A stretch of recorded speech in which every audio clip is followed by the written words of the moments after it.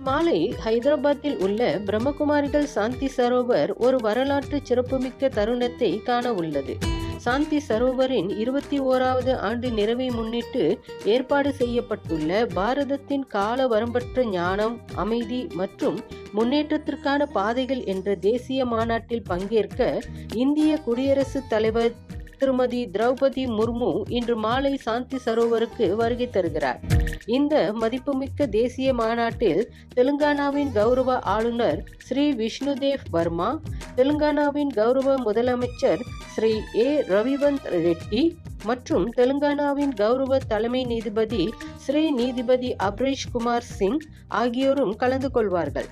மேலும் பிரம்மகுமாரிகள் இணைத் தலைவர் ராஜயோகினி பி.கே. சந்தோஷ் தீதி, கூடுதல் பொதுச் செயலாளர் ராஜயோகி பி.கே. மிருதுஞ்சய் பாய் மற்றும் சாந்தி சரோவரின் இயக்குனர் ராஜயோகினி பி.கே. குல்தீப் தீதி ஆகியோர் கலந்து கொள்வார்கள். அவர்கள் அமைதி மற்றும் ஆன்மீக விழிப்புணர்வின் மதிப்புகள் பற்றிய அவர்களின் உத்வேகமான செய்திகளை வழங்குவார்கள்.